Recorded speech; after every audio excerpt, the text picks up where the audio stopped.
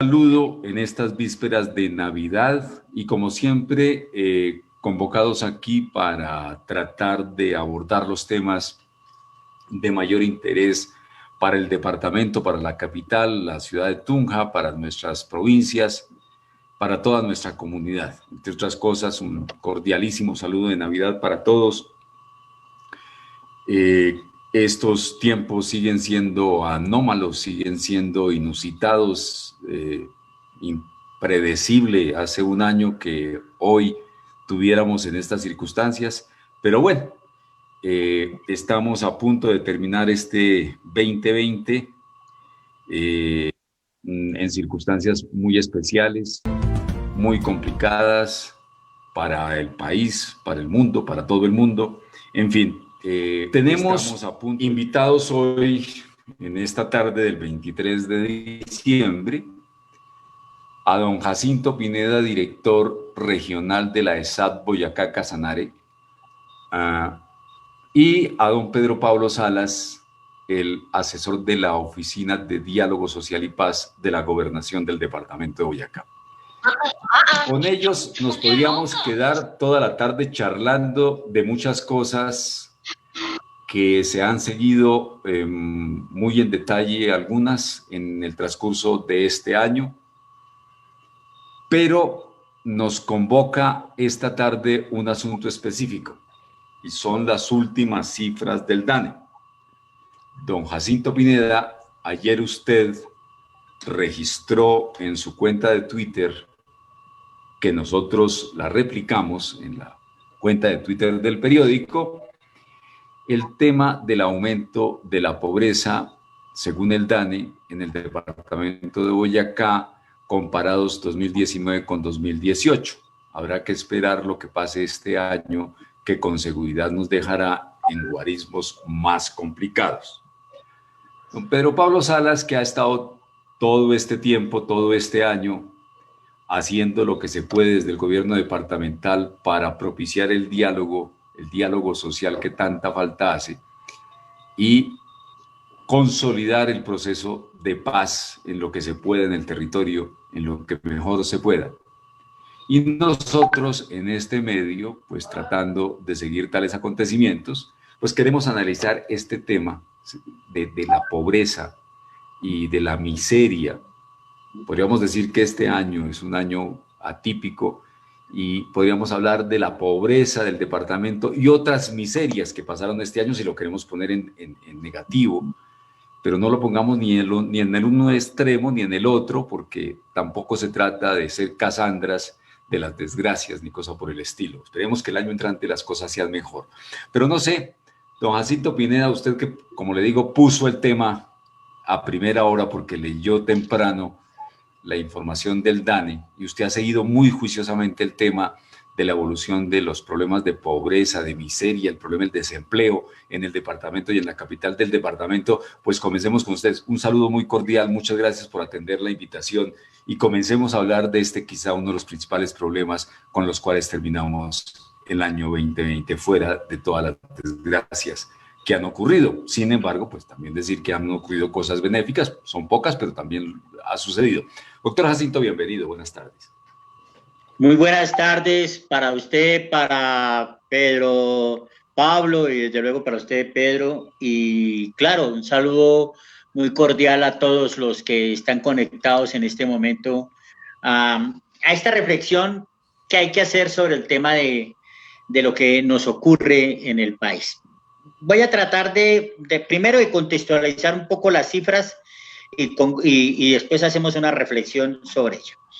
Lo primero que hay que decir es que el DANE creó una nueva metodología sobre el tema de mucho más a tono con las mediciones internacionales sobre el tema de la pobreza. Por eso a algunos pues les genera duda porque el tema de la pobreza, que en el año pasado estaba por debajo del 28%, quedó en el 37%.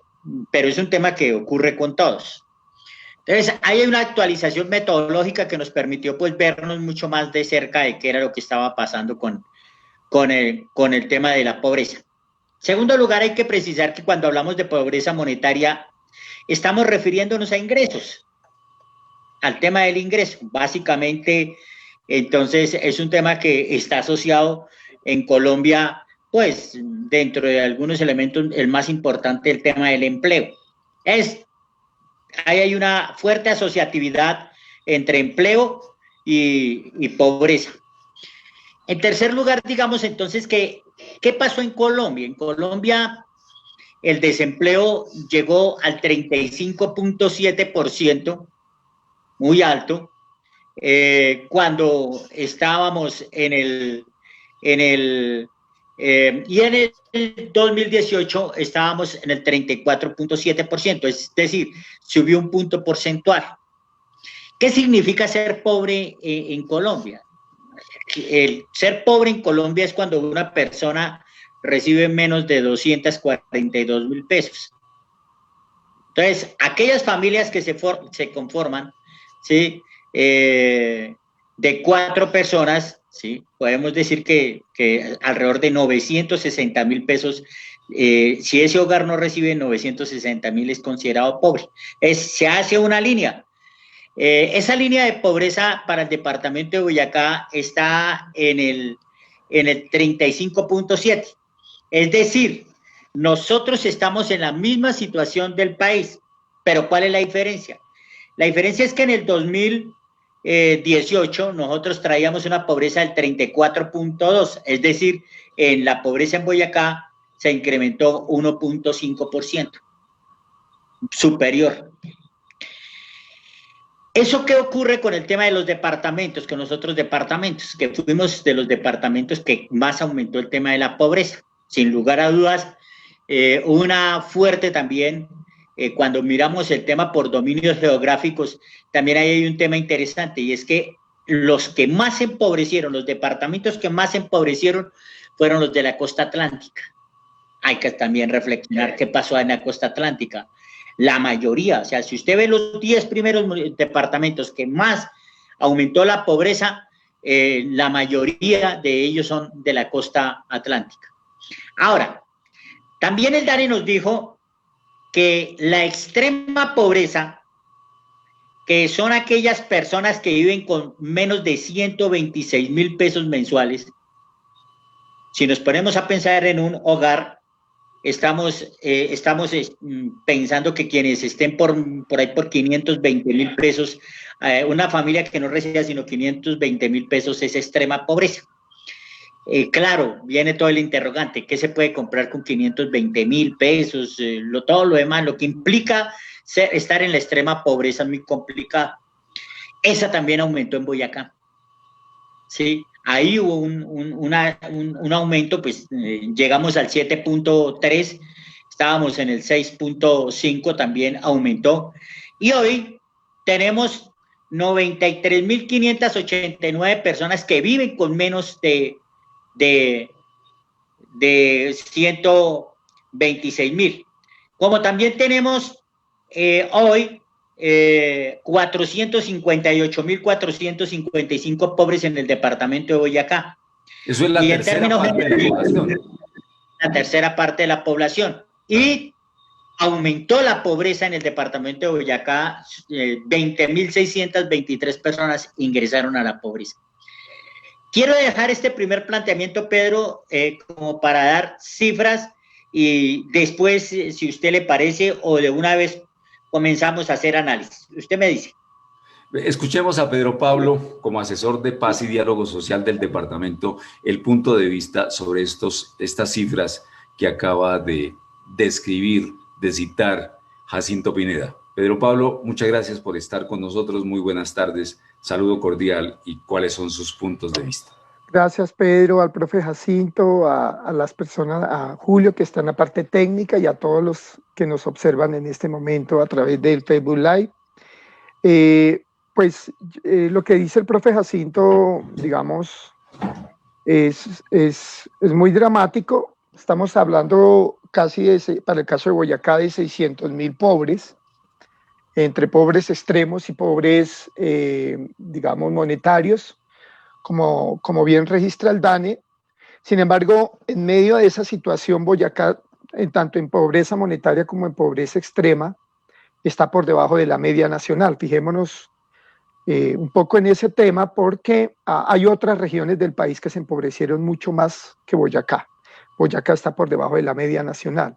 Esto obviamente no es muy halagador para todo el país, en la medida en que la situación, como ya lo ha dicho el profe Jacinto, demuestra un deterioro en lo que se mide, que son los ingresos indirectos, que son los monetarios, donde las personas, digamos, el DANE tiene ese registro en materia de lo que son las calorías que se reciben por línea de ingresos, que es la demanda de alimentos, básicamente. Yo creo que de esta cifra, de lo que se está hablando en Colombia, de pobres extremos, que son cerca de 4.600.000 colombianos, son casi, estaríamos hablando de una población que está hoy en malas condiciones de nutrición. Son colombianos que no tienen ni siquiera la mínima canasta básica. Y hay 17.8 millones de colombianos en pobreza, es decir, por debajo de la línea de pobreza, como ya lo describió el profesor Jacinto. Estamos hablando entonces casi de 23 millones de colombianos entre pobres extremos y pobres por línea de pobreza. Esto es dramático para Colombia y Boyacá pues no es ajena a una realidad que, Pedro, valga decir, y profe Jacinto, es la capacidad de arrastre que sobre todas las regiones del país tiene el gobierno central. Porque estamos hablando de un incremento antes de la pandemia, eso es lo que llama la atención. Aquí en el 2019, hoy estas son cifras del 2019, no está todavía la pandemia. O sea, estamos hablando del fracaso del gobierno de Duque en materia económica y social, que es muy importante destacar esta crisis que acaba de registrar el DANE en materia de indicadores de cuánta gente se empobreció del 2018 al 2019. Y no podemos echarle, digamos, la culpa a un cambio de metodologías, porque por eso se comparan los últimos 2 años. Realmente lo que hay un fracaso en el gobierno de Duque, en la conducción económica del país. Esto, digamos, es muy importante en la medida en que es el gobierno nacional el que arrastra a todas las regiones, porque no son pocas, es la mayor parte de regiones aumentó la pobreza. Eso no quiere decir que sea un fenómeno regional o subnacional, sino que es un fenómeno nacional, es decir, Colombia se empobreció en su conjunto y este es el fracaso de este modelo de Duque en materia de conducción del país. Pero hay otro indicador que también arroja el DANE, aparte de estos indicadores de pobreza y pobreza extrema, que es el índice de desigualdad. Y el índice de desigualdad que lo mide el Gini se creció también. Es muy grave lo que pasa en materia de desigualdad en Colombia, ya que estamos hablando de un discurso de polarizaciones, Pedro y profe Jacinto. El Gini es decir, se concentró la riqueza y aumentaron los pobres en Colombia. Se polarizó el país en materia de brecha social. Pero aún hay otras cosas que arroja el DANE. Se empobreció más el sector rural. La línea de pobreza fue el 47% para el sector rural en Colombia. Es decir, la ruralidad se empobreció. Sufrieron menos incluso los centros urbanos grandes, poblados. Se empobrecieron más los rurales al 47%. Hoy la línea de pobreza en Colombia la sufre el sector rural antes del 2019. Yo quiero pues llamar la atención de esta situación porque estamos hablando entonces de que aquí hay un responsable político de esta crisis, de estos informes que entrega el DANE, y tenemos que hablar del fracaso de la política económica de este gobierno, que centró todo su accionar en las políticas de las grandes empresas transnacionales, en todo el tema que tiene que ver con la extracción minero-energética, y se olvidó del resto de la economía. Eso solo para hacer como unas pinceladas en que esto sucedió a 2019. Trágicas cosas serán lo que nos viene ya cuando vengan los agregados nacionales de las estadísticas que arrojen para el 2020, porque realmente Colombia está pasando por un momento en materia social que podemos hablar de una crisis social como nunca la habíamos vivido en la historia de Colombia. Estamos viviendo y andando en la cúspide de una situación explosiva, y estas cifras del DANE lo que corroboran es que no se necesitó de la pandemia para que se demostrara que este gobierno era un fracaso. Obviamente que la pandemia profundiza el fracaso de este gobierno en la medida en que es inelástico con las responsabilidades que tiene para poder haber resuelto estos problemas estructurales que ya nos estaba arrojando las estadísticas sociales en el 2019. Pues, don Jacinto, don Pedro Pablo ya hizo el primer abordaje de análisis. ¿Qué hay que decir? ¿Qué complementamos? Porque la situación de veras que sí es problemática, porque lo que significa esto es que el reto para el año entrante, para este año que termina, nos va a dejar en peores circunstancias, claro, cuando lleguen las cifras consolidadas del año. O sea que vamos a comenzar un año muy complicado. El año 2021 va a ser muy complicado desde todo punto de vista, y ese elemento no es por hablar de más crisis, crear más angustia, sino que es la triste realidad. Analicemos el tema, como usted dijo, doctor Jacinto, analicemos el tema desde su punto de vista, complementando lo de Pedro Pablo. Bueno, quiero hablar de 3 elementos esenciales sobre el tema de la pobreza y después mirar un poquito el tema de lo que ocurrió, como del panorama actual.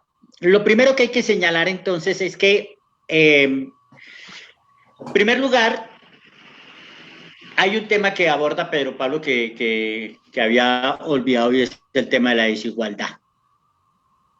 La desigualdad técnicamente se maneja a través del coeficiente de Gini, que va de 0 a 1, donde 0 es el tema de una sociedad igualitaria y 1 es una sociedad donde una sola persona recibe todos los ingresos del país. Colombia tiene un grave problema, quizá de mayor, y en el que se ha trabajado con mayor profundidad, y es el tema de cómo superar la desigualdad. Somos uno de los países más desiguales del mundo, y es una batalla que se ha venido perdiendo en el tema de la desigualdad, con todas las injusticias que genera. En relación a eso, hay que señalar lo siguiente para el departamento de Boyacá. Boyacá fue de los departamentos que más creció la desigualdad. Gravísimo. Lo hizo por encima de la media nacional.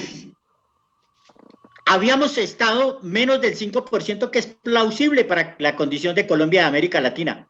Volvimos a estar por encima del 5% en el 2019. Así que ahí hay una situación crítica para el departamento de Boyacá. Solo fuimos superados en ese crecimiento por La Guajira, norte de Santander, Chocó.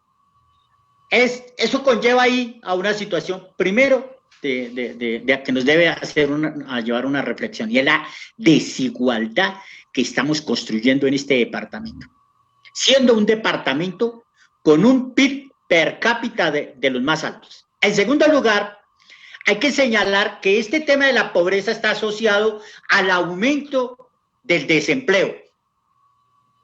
Recuérdese que Tunja es quizá de las ciudades más críticas en Colombia. Hoy registramos el tercer desempleo más alto del país, de las ciudades medias, y en segundo lugar, el segundo con mayor agudeza para los jóvenes, es decir, los menos de 28 años. En tercer lugar, hay que señalar entonces que hay un problema, y es que también hubo un aumento del desempleo en el 2019 en el departamento, y que afectó, como ya lo ha señalado Pedro Pablo, con mayor rigor al sector agrario. En tercer lugar, asociado a este problema, hay que recordar que la economía boyacense en el 2019 no creció al ritmo del ritmo de la nación, sino le hizo un punto porcentual menos. Así que traemos ya 3 elementos que dibujan un mal 2019. Una situación crítica para el departamento de Boyacá. Es cierto, en temas de pobreza, de extrema pobreza, seguimos un poquito por debajo de la media nacional, pero y diferente al 2018, este año volvimos a la media nacional en pobreza. Y claro que el departamento ha dado un salto impresionante. Nosotros en el 2002 llegamos a tener el 64% con la antigua metodología. Es un tema bien interesante y ha sido Boyacá de los departamentos que más ha luchado en los últimos 16 años por disminuir la pobreza y hay que decir que se ha dado un salto grande en ese sentido, independientemente de los gobiernos que hayan estado. Es un tema que no entro yo a discutir. Entonces, es un tema que independientemente de ello, hay una disminución grande de la pobreza, que en el 2019 hay, digamos, una pérdida de esa tendencia que traíamos. Ahora, entonces traemos un panorama que nos deja otra reflexión. Y es que cuando entramos a los temas de las vulnerabilidades en la pobreza, vamos a encontrar que Boyacá tiene elementos positivos. Por ejemplo, el tema de las brechas que hay entre mujeres pobres y hombres pobres no es tan alta como lo es en otros lugares del país, del departamento. La pobreza, por ejemplo, uno de los temas más preocupantes, por ejemplo, como la pobreza en familias de más de 4 personas llega al 67%. Es un tema muy duro para un departamento como el de Boyacá. Como el empleo, en los hogares donde hay problemas de empleo, está llegando a aproximadamente el 47% de la pobreza. Pero sobre todo, es uno de los temas más que más impactan es la pobreza que viven en Boyacá los hogares con más de 4 o 5 niños, más de 4 niños. Es un tema que nos tiene que hacer pensar. Ahora, hay un tema que quiero como que dejar acá, y es que traemos un gran problema, y es que hay como lo he explicado, hay un departamento que entra con unos indicadores a la baja a un periodo de crisis. Ese es un tema que nos tiene que hacer pensar. Es decir, subió la pobreza, cayó la economía, bueno, cayó no, pero bajó la economía, subió el desempleo. Son indicadores que vamos a encontrar una situación de mayor vulnerabilidad. Por ejemplo, ya estamos viendo eso. Pedro, Pablo y Pedro, y quienes están conectados. Les voy a mencionar uno, el tema del desempleo en Tunja. Todo indica que cuando ustedes ven la gráfica en el análisis, por ejemplo, que hice para la revista Avanzamos,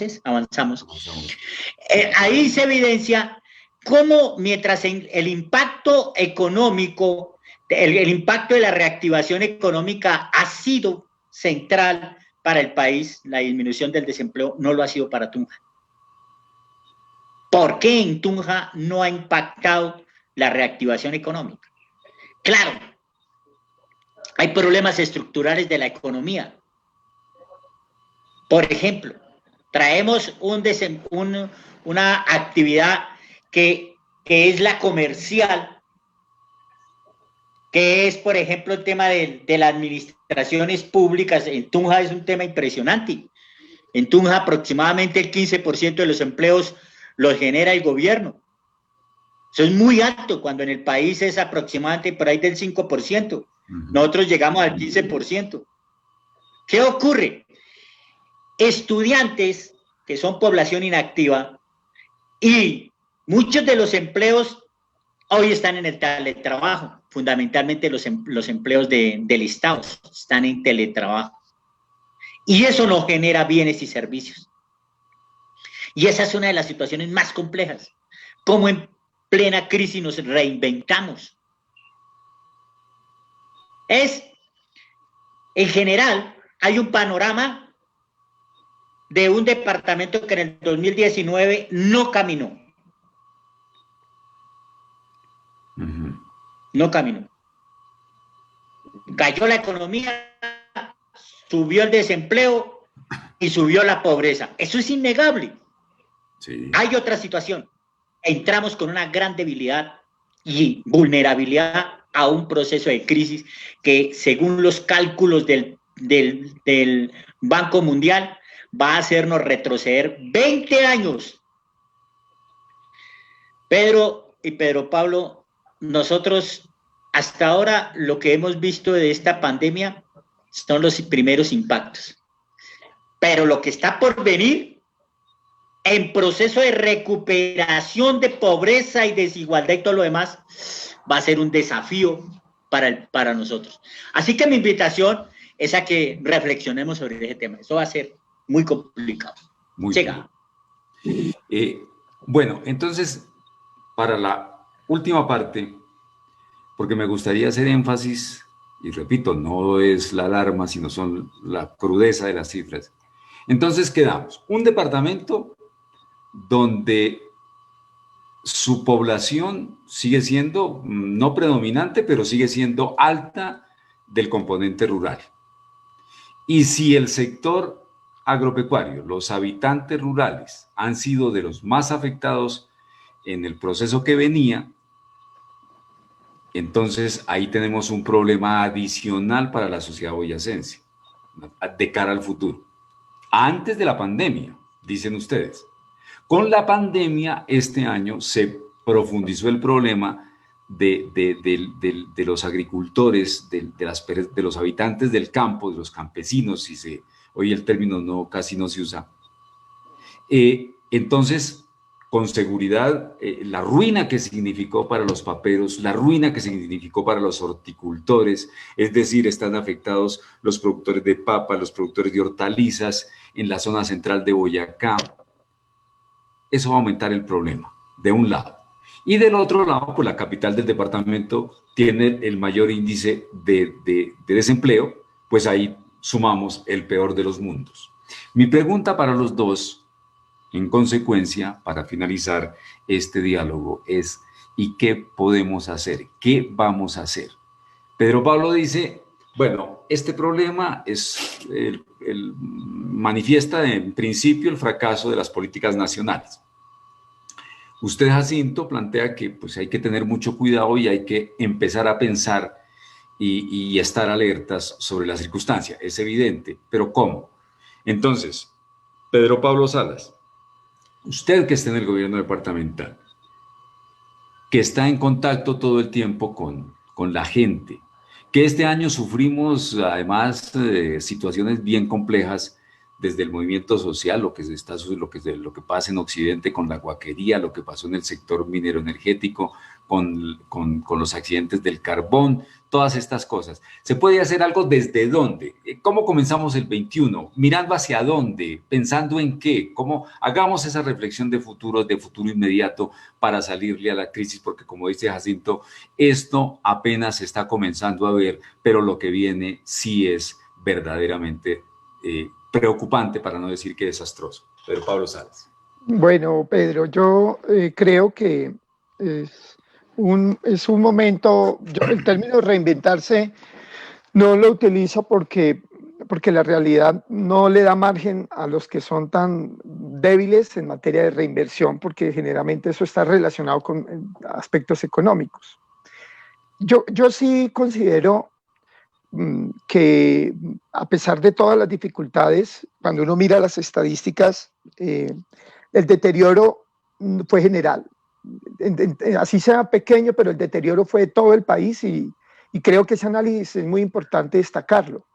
Digamos, no fue solamente Boyacá la que perdió en condición de pobreza y pobreza extrema, sino que hay una tendencia general de todo el país, sin excepciones, a empobrecerse, y eso habla digamos, uno tiene que buscar una causalidad, y la causalidad no se explica en las regiones. Entonces, Yo sí creo que tiene que haber un momento de poder hacer todos unos, digamos, esfuerzos en materia de autogestión. La pandemia ha demostrado, Pedro, una debilidad estructural del Estado, especialmente en los municipios y en el mismo departamento, para poder construir políticas de impacto que por lo menos no sigan el ciclo de profundización de crisis que hace el gobierno nacional con las acciones que toma. Las regiones pueden, de alguna manera, entrar a optimizar sus recursos. Sin embargo, no podemos tampoco llamarnos engaño. Estas regiones tienen una inelasticidad de ingresos para poder atender de una manera mucho más fuerte, por ejemplo, este factor de pobreza y poder cambiar ese ciclo de crisis y de profundización de los indicadores que se están presentando de precariedad en términos generales. Aquí no nos podemos llamar engaños, Pedro. Hay una política macro que falló en este gobierno. A este gobierno, los juiciosos en las estadísticas como Luis Jorge Garay Sarmiento, Juan Camilo Cárdenas, demostraron que en Colombia, para poder contener la profundización de la crisis que deja el 2019 y que comienza con la pandemia, se debían haber invertido cerca de 100 billones de pesos para salvar pequeñas empresas y para salvar y para generar ingresos, que es lo que se llama la renta básica, que fue, digamos, tan comentada en todos estos escenarios. Nosotros no podemos hacer futurología si no tenemos en cuenta elementos, digamos, estructurales que puedan golpear el ciclo de recesión que estamos viviendo en Colombia. Por eso las recomendaciones fueron un altísimo impacto fiscal para poder doblegar esa curva de crisis que tenemos en este momento. El gobierno no lo hizo. De tal manera que lo que observamos en los trabajos que hicimos nosotros para Boyacá y para ciudades como Tunja, los sectores líderes, esos sectores de arrastre como son el sector manufactura y como es el sector agropecuario, hoy esos sectores están muy golpeados y especialmente porque la gran base del empresariado Boyacá y en las ciudades como Tunja es un microempresariado que resultó muy afectado con la crisis de las cuarentenas que prácticamente doblegaron la posibilidad financiera para resistir lo que fue la crisis que generó la pérdida de demanda. Esto obliga necesariamente a que las regiones tienen que hacer un esfuerzo. Yo incluso desde ese punto de vista uno quisiera tratar de entender estas dinámicas que estamos viviendo en Tunja con un crédito de cerca de 94.000 millones de pesos, digamos, un crédito de 94.000 millones de pesos que podría tener un sentido de impactar la economía local para crear una irrigación de demanda y de esa manera poder romper ese ciclo de profundización del desempleo que ya el profe Jacinto señalaba, con un 23% para Tunja y un 33% para los jóvenes, la tercera ciudad con mayor desempleo del país. Y eso que la población ocupada, la mayor parte de población ocupada es informal. Realmente la población formal ocupada en Tunja es mínima. Y obviamente eso está relacionado con la mayor capacidad que tiene, bueno, todos los servicios estatales y demás, que es donde se dinamiza la ciudad. En este momento esas dinámicas están absolutamente semiparalizadas. Entonces yo creo que aquí la idea, pero cuando usted coge los 20 proyectos, 19 proyectos que en este momento justifican un endeudamiento de 94.000 millones de pesos, pero no encuentra usted una correlación entre endeudamiento y generación de empleo. Luis Fune me habla de cerca de 4.000 empleos. No lo demuestra porque los estudios que yo he podido observar hasta ahora son muy débiles. Incluso yo fui muy crítico de Arturo Montejo, pero incluso él, para justificar un crédito de 35.000 millones, llegó incluso a casi a estudios de prefactibilidad para poder gestionar el crédito. O sea, los proyectos estaban ya muy avanzados. En este caso ni siquiera se tiene un mínimo de proyección de cuáles van a ser los impactos económicos y sociales que tienen para la ciudad. Yo tengo que decir, Pedro, De acuerdo al marco fiscal que he podido leer para esta ciudad, en los próximos 10 años Tunja se obliga a pagar en promedio 25.000 millones de pesos anuales. 25.000 millones de pesos anuales con este crédito nuevo, porque hay un crédito que es de 75.000 millones que hereda esta administración, que no han amortizado o no han hecho pago de los pagarés. Tampoco lo hizo Pablo Cepeda, quien sacó otro crédito, pero tampoco cancelaron la deuda como tenían que haberla hecho. Entonces a Tunja le vienen acumulando un endeudamiento enorme, y para poder salir de esto, pues yo veo que hay un entrampamiento a mediano y largo plazo con este tema de cómo queda financieramente Tunja. A mí me preocupa mucho, porque esto va a ser un problema estructural de pobreza que va a aumentar en la ciudad en la medida en que el sector financiero va a capturar buena parte de los recursos propios y las administraciones futuras no van a poder echarle mano a recursos nuevos. Tunja queda realmente al límite de una crisis de orden fiscal. Estos proyectos no generan una tasa de retorno. Si ustedes miran, son proyectos que deberían haberse hecho con recursos corrientes y no con recursos de crédito. La mayor parte de proyectos no son de urgencia, luego tenían que hacerse con recursos corrientes para no hipotecar el futuro de Tunja y a poner a la ciudad a pagar unos intereses, porque estas obras que se hacen con intereses son las obras mucho más caras.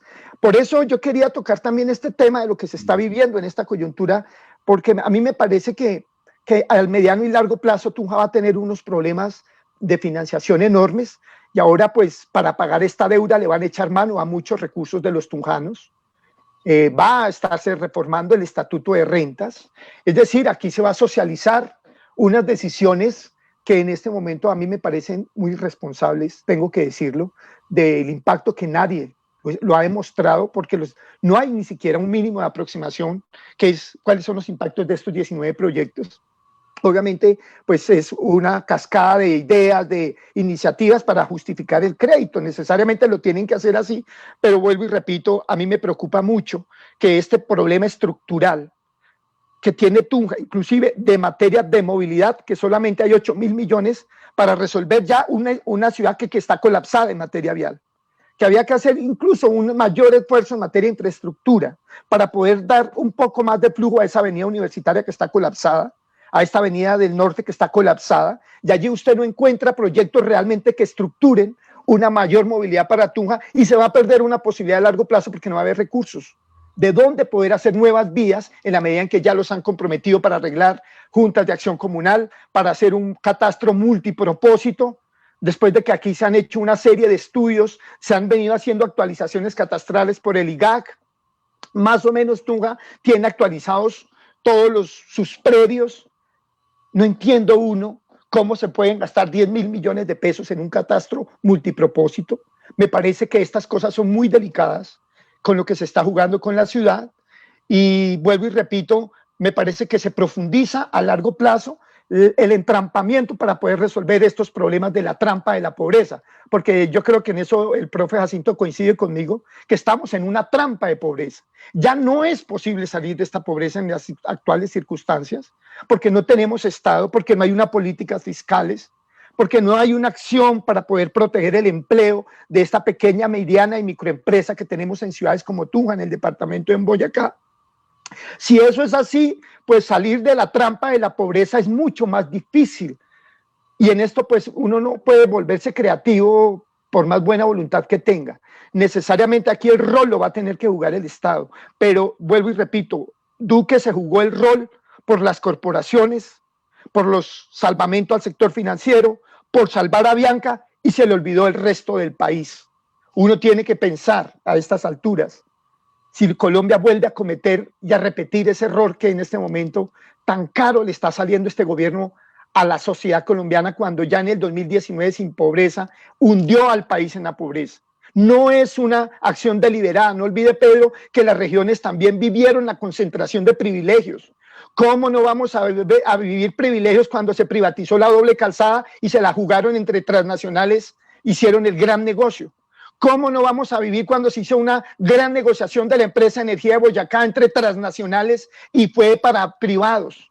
¿Cómo no vamos a hablar de desigualdad en Boyacá? Obviamente que esa desigualdad pesa porque finalmente eso cuenta mucho más en el PIB que las papas que saca un campesino con tanto esfuerzo. No pesan tanto como pesan estas grandes empresas, que son las que más impactan en el PIB del departamento, pero fíjense, Pedro, que esas dinámicas no fueron decisiones locales ni regionales, sino que fueron decisiones de un modelo nacional que en este momento está fracasando en todo el país. Yo sí quiero con eso ser claro, porque no nos podemos llamar engaños. Es verdad que se hacen esfuerzos, pero yo temo incluso algo trágico, y es que los territorios se van a terminar desocupando, y viene una reconfiguración de la propiedad en Boyacá, y van a ser ya a otros que vienen a tomarse las tierras que dejan los campesinos, porque el campesino hoy está fracasado y el modelo lo llevó al fracaso y a la obsolescencia, y ahí es donde vienen ya los grandes negociantes de los territorios y se van a quedar con los páramos,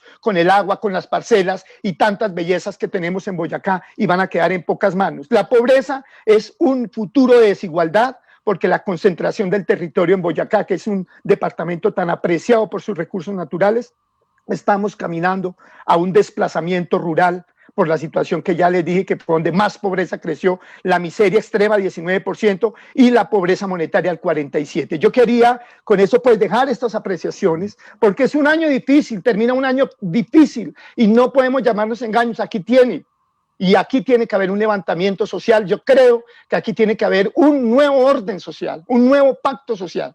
Cuando me refiero a un levantamiento social, es un levantamiento civilizatorio que reformule las acciones institucionales y replantee el papel del Estado. El Estado quedó atrapado en unos privilegios y el Estado lo perdió la sociedad colombiana, porque únicamente es guardián tanto de unos sectores dueños de la tierra como de unos sectores del sector financiero y extractivismo, y el Estado se perdió para el resto de sociedad, y los resultados son estos indicadores de miseria, de pobreza, porque el Estado se minimizó y no hay acciones de política pública que puedan compensar esa debacle del sector privado, porque el Estado está ausente. Y en eso tenemos que, como sociedad, mirar qué va a pasar en el 2022, porque no podemos seguir esta ruta. Es el futuro de nuestros hijos, y hoy está ese futuro de nuestros hijos en manos de la criminalidad, de la acción policial, de la brutalidad policial, como ya lo estamos viendo en masacres, jóvenes asesinados, la intimidación y la pandemia que fue utilizada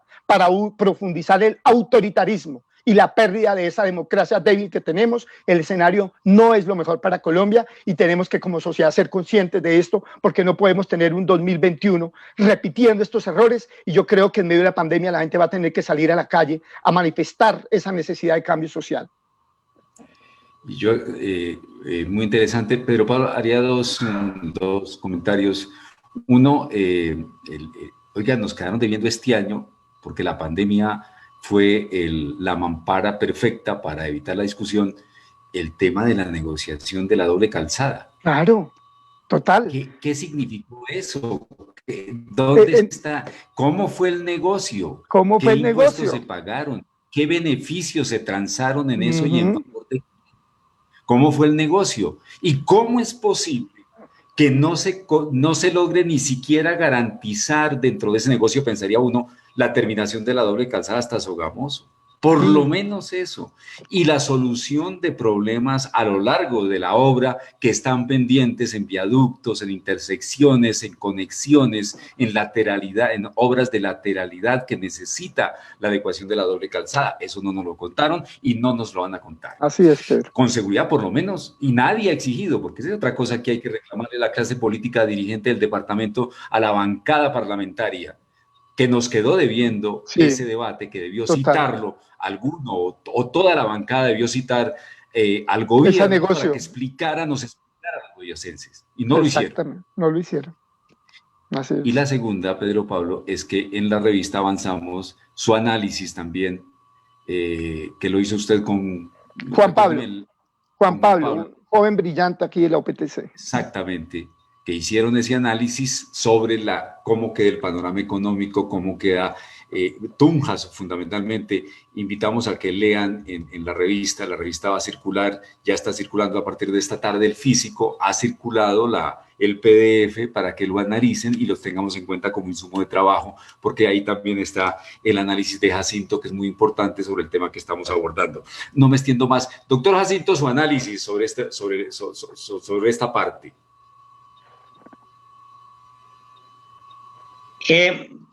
Bueno, permítame hacer como dos reflexiones alrededor del tema pensado hacia el futuro. Lo primero es cómo vamos a enfrentar la reactivación y recuperación, que son dos cosas distintas, pero que van de la mano. Reactivación económica y recuperación de indicadores sociales que van a estar muy afectados, mucho más cuando traemos este escenario de una debilidad o una baja de los indicadores en el año 2019 en general del departamento de Boyacá. Quiero hablar del departamento de Boyacá y desde luego, pues, como lo menciona Pedro Pablo, pues también se dio un proceso a nivel nacional. Sin embargo, insisto en que en el departamento de Boyacá fue más rigurosa la caída de la pobreza, el alza de la pobreza, el alza del tema de la pobreza extrema y el problema del desempleo y el problema de la baja en la economía fue más alto en el departamento de Boyacá. Eso nos hace llevar entonces a la primera reflexión que quiero hacer. Lo primero es comprender que entonces el proceso de reactivación y recuperación va a estar en manos ¿de quién? Del sector privado, de la sociedad, del Estado. E indudablemente va a estar en el Estado. Ahora, se hace a través del mercado, se hace a través de lo público estatal, como lo llamamos en administración pública.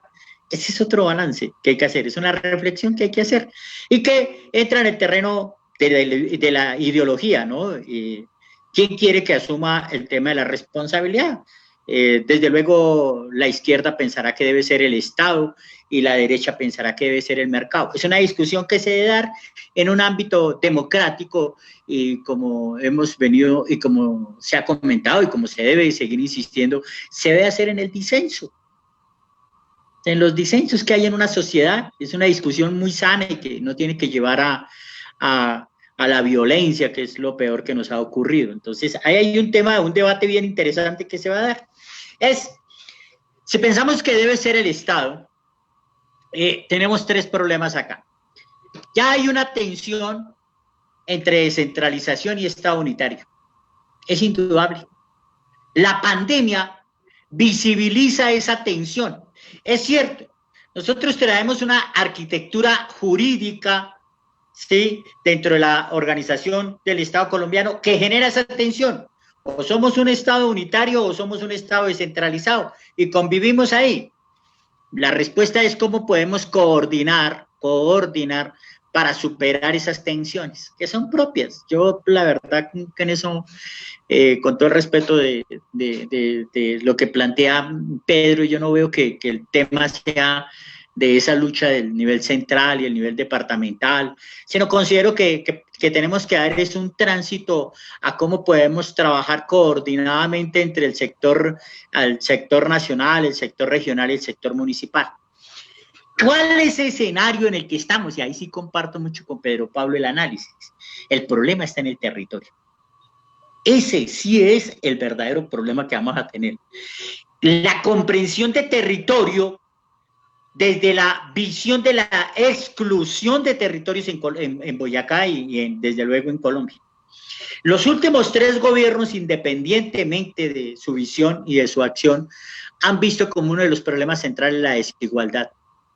Sin embargo, Colombia, con este 2019, aumenta la desigualdad. Quiere decir que no hemos sido eficaces en esa lucha. Y desde luego, pues habrá que mirar el tema del modelo sobre el cual descansa esa desigualdad. Pero ¿por qué es tan importante desigualdad y territorio? Porque es precisamente los territorios donde más se da estas divergencias. La lucha por la convergencia territorial no hemos mejorado en ese tema. Y es cómo hacemos, por ejemplo, yo les traía la cifra de cómo en el departamento de Boyacá, para colocar un caso, lo que produce Tunja, es lo que produce en 64 municipios de Boyacá. Boyacá tiene un problema de productividad en sus municipios. De los últimos 200 municipios, menos productivos del país, 49 son de Boyacá. Casi la cuarta parte de los municipios en Colombia donde menos se produce son de Boyacá. Es una situación muy compleja porque entonces no hay ingresos para las finanzas públicas. Y entonces ahí hay un problema central. Entonces son municipios que tienen que estar siempre con la mano extendida, pidiéndole o al gobierno departamental o al gobierno nacional. Ahora, así como gritamos cuando ganamos en temas de pobreza, pues también hay que decir que la disminución de la pobreza trae como consecuencia una disminución de los recursos que van destinados a este propósito. Me refiero a lo siguiente. Me refiero a que el gobierno actual no tomó finalmente la decisión de aplicar el censo del 2018.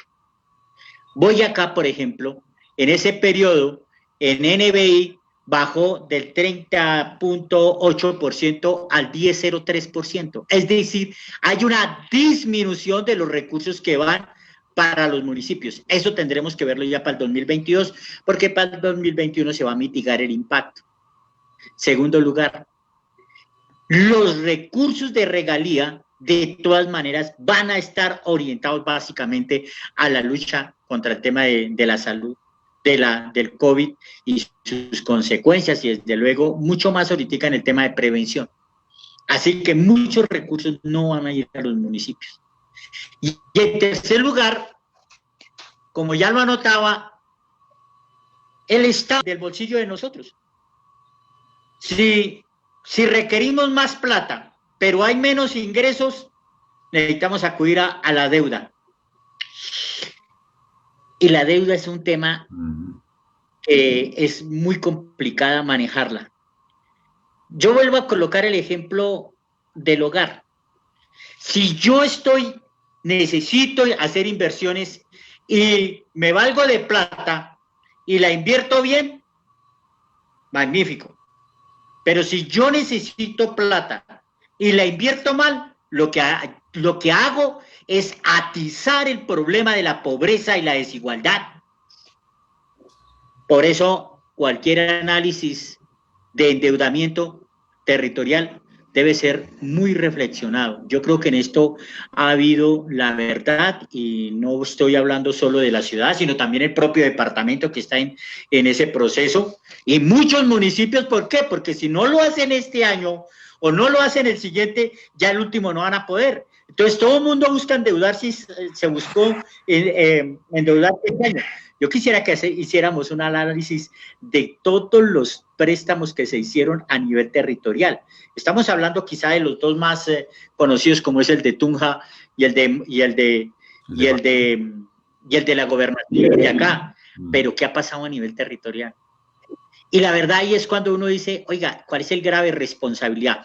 Es, para finalizar esta parte, hay un gran problema, y es que el riesgo mayor que vamos a correr en esta pandemia es el empobrecimiento de los territorios excluidos, y no solo en Boyacá, sino en Colombia, pero sobre todo Boyacá, porque nuestra economía depende mucho del sector rural y es un sector que se está empobreciendo a una gran velocidad. Complicado. Ya mirábamos cómo todo el tema de la baja de precios afecta la mano de obra y el ingreso de los campesinos. Tenemos campesinos hoy más pobres y tenemos que pensar en eso. Entonces, la pobreza se va a espacializar mucho más en los territorios pobres. Es decir, no hemos, en estos 3 gobiernos, independientemente de su ideología, no hemos avanzado en ese tema. Y mire cómo nos va a ubicar este evento de la pandemia. Nos va a coger mucho más vulnerables. Y en segundo lugar, quisiera ya terminar diciendo, uno hace una reflexión, haciendo una reflexión serena sobre qué va a pasar. Y de acuerdo a las proyecciones más cercanas, Colombia va a tener un escenario no tan negativo como lo van a tener otros países. Yo no estoy hablando que vamos a salir en limpio, pero se considera que el otro año la economía boyacense va a crecer. perdón, la economía colombiana, disculpe, la economía colombiana de acuerdo a las proyecciones de la CEPAL, ¿sí? Que dio la semana pasada. Y Colombia va a ser también de los, la economía en Latinoamérica va a caer en el 7.4%, la nuestra va a caer aproximadamente en el 7.2% al cerrar el año 2020. Eso va a tener un impacto muy, pero muy tenaz sobre el proceso de reactivación. ¿Cómo pensamos en reactivación? Y insisto, como lo dice en el primer lugar, claro, eso va a generar un gran debate. ¿Quién lo va a hacer? Indudablemente, con eso, ¿para qué nos llamamos a mentiras? Eso le corresponde al Estado. Y la discusión también, yo entiendo, es muy interesante la discusión que plantea Pedro. ¿Quién la va a hacer? ¿A través de los recursos del mercado o a través del Estado? Será una discusión que tenga que darse en el terreno que ya se está dando y que sin lugar a dudas también va a estar muy presente en el proceso electoral de un 2021 que va a ser electoral y donde luego cada quien se juega sus estrategias para el 2022. Esto no lo podemos perder de vista y es el escenario político que va a estar inmerso el año 2021. Vamos a tener un debate para Congreso, senadores y representantes, y vamos a tener un debate para presidente que no es de cualquier monta. Así que eso va a estar muy dado por ese escenario político que, pues, vuelvo a insistir, es un escenario sano. Yo considero que para eso estamos en la democracia y que la democracia tiene que resistir ese tipo de debates. Lo que no podemos resistir es más violencia. La muerte de líderes sociales y la muerte de campesinos y la muerte, todo este tema de muertes de los policías, de soldados, de cualquiera en este país, son un dolor de patria. Y eso no ha disminuido. Eso es un tema que tenemos que repensarnos en el país. Mire que entre chiste y chanza se nos fue una hora y yo creo que es suficiente, pero los temas están muy interesantes. Yo quisiera hacer una observación, profesor Jacinto, sobre el tema del territorio. Los territorios, claro, en este momento están expulsando a la gente, la circunstancia de la crisis agropecuaria, la circunstancia ambiental, etcétera, etcétera. Pero es el territorio el elemento más valioso. Y es sobre el cual hay que poner cuidado porque de pronto se puede malinterpretar el mensaje en el sentido de que el territorio, en consecuencia, en apariencia, no vale nada. No, lo que está de por medio en realidad en estos momentos es la disputa de cada metro cuadrado del territorio. Para el caso de nuestro departamento, cualquier metro cuadrado de cualquiera de las provincias o cualquier municipio por alejado que esté, el asunto es el territorio y ese es un elemento base de la discusión. Pues yo no sé, les agradezco mucho por estar aquí esta hora de charla. Yo pienso que toca comenzar bien temprano el año para seguir tratando estos temas, porque ustedes coinciden. Lo que estamos viendo en este momento apenas es el comienzo de circunstancias más complicadas que con seguridad se van a ver el año entrante. Yo no sé si cada quien dice algo más o simplemente se despide. Don Pedro Pablo Salas. No, muchas gracias, Pedro, al diario, al profe Jacinto. Solamente una acotación. En los Estados Unidos, los ejercicios comparativos son enfoques que nos permiten observarnos con base en lo que pasa en los vecindarios. En Estados Unidos se aprobaron en el marco de la pandemia inicialmente 2.8 trillones de dólares para salvar empresas y irrigar recursos directos, salarios. Y en este momento se están aprobando por el Congreso y se pusieron de acuerdo republicanos y demócratas. 900 millones de dólares. Nuevamente otro paquetazo. El mundo tiene que aprender de los que toman decisiones y sabrán por qué las toman. Pero ellos salvan su economía, salvan el empleo. Y lo están en este momento aprobando en Estados Unidos. Entonces yo creo que aquí no podemos, digamos, en esto, no cabe lugar a dudas de que aquí hay una responsabilidad enorme del Banco de la República a través del gobierno central. que es la banca pública per se para hacer créditos directos y salir de esta crisis si no queremos tener este sufrimiento humano, pues que estamos en este momento ya viéndolo en las calles, no solamente de Tunja, sino que el paisaje se nos volvió prácticamente una población excedentaria, ambulante, que es un cuadro que no podemos normalizar, el cuadro de la pobreza. Muchas gracias, Pedro, y de verdad a todos los televidentes por esta oportunidad, muy amable. Don Jacinto, muy amable, despídase usted. Bueno, primero que todo, al finalizar un año hay que decir que de todas maneras hay que acudir a la resiliencia, a esa capacidad humana que tenemos, ¿no?, los boyacenses y colombianos, y que ahí abrigamos gran esperanza, que desde luego no va a ser una tarea fácil, que como lo hemos señalado, los indicadores ya de por sí muestran mucha debilidad y sabemos que va a ser quizá más duro para nosotros que para otros lugares el tema de superar la pobreza. Pero yo quiero decir lo siguiente, no es quejándonos cómo vamos a poder superar estos problemas, tenemos que tener una actitud muy proactiva y sobre todo con todo el respeto de los gobiernos territoriales, los locales. Yo sé que allá es muy complicado, pero no es ahí, como decía el gran sociólogo Orlando Fassborda, no es sintiéndome abandonado que voy a superar los problemas. Uno puede ser un abandonado, pero tiene que ser un abandonado activo, decía Fassborda. Y a mí me parece que ahí hay un tema de liderazgos que tiene que lucharse. Cierro diciendo que pues un feliz año y una feliz Navidad, sí, podemos hablar de felicidades, pero hay que tratar de decirle a los boyacenses que hay mucha esperanza. Y permítame saludar a mis estudiantes de la Escuela Superior de Administración Pública, con todo el respeto, Pedro, que en verdad ahí con ellos hemos construido todo este tema y que serán ellos quienes tengan que debatir y que estamos impulsando junto a estudiantes, junto a docentes y desde luego a todos los compañeros que trabajan conmigo en la Escuela Superior de Administración Pública, a los funcionarios, a los contratistas, a todos aquellos que están ligados. Un feliz año. Y gracias, desde luego, para todos los lectores y para todos los del diario. Jacinto Pineda, profesor de la ESAP, director regional de la ESAP Boyacá Casanare, muchas gracias, un cordial saludo, un gran abrazo para usted, una feliz Navidad para su familia y naturalmente también para todos sus estudiantes, qué maravilla.